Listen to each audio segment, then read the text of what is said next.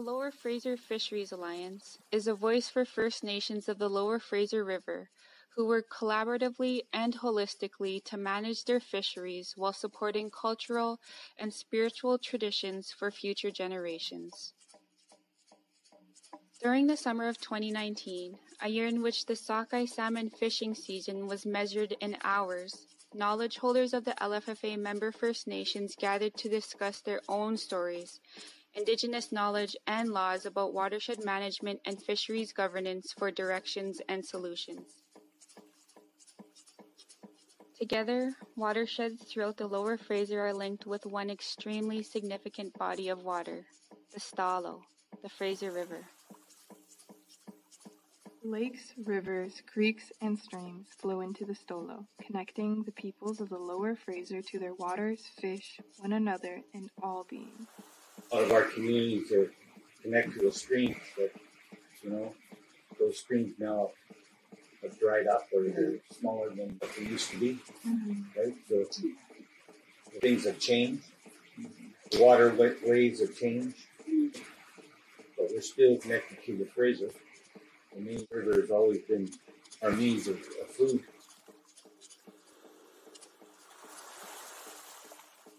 The jurisdiction and decision-making power exercised by the peoples of the Lower Fraser over their territories is affirmed through the sxwōxwiyám and sqwélqwel that tie ancestry and language both upriver and downriver Ho'okame'lam together, connecting the peoples to their local tribal watersheds.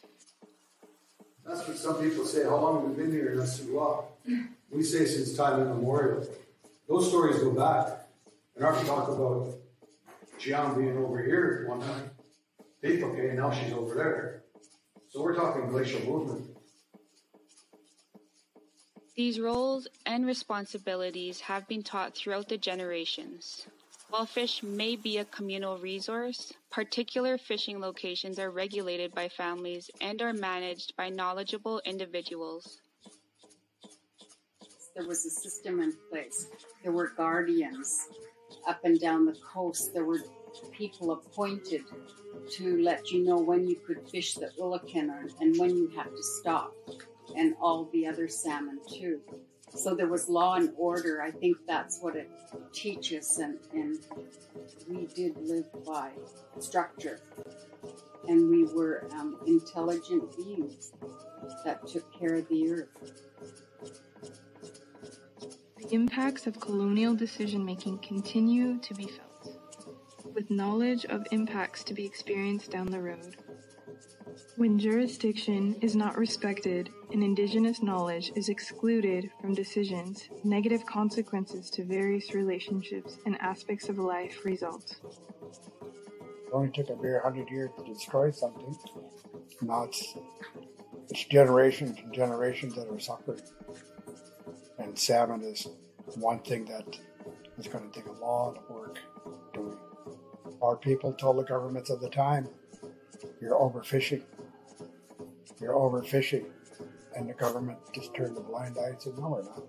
Look where we're at today. If they listened way back then, it would have been okay. The Stalo calendar had 13 months in it.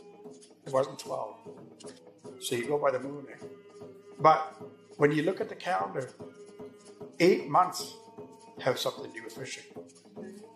Right? Because one of the months is it's time to put your paddles away. All beings in the Lower Fraser hold sqwélqwəl, a life force that connects them to each other, the Creator, ancestors, and the territories of the Lower Fraser.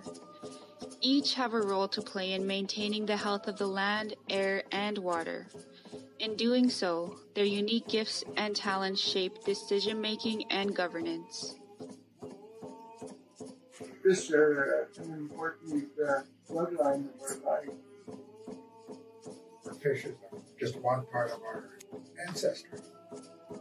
We have so much to be grateful for. Everything that we have a prayer. The cedar tree, what it provides for us. The stinging nettle, the berries, everything.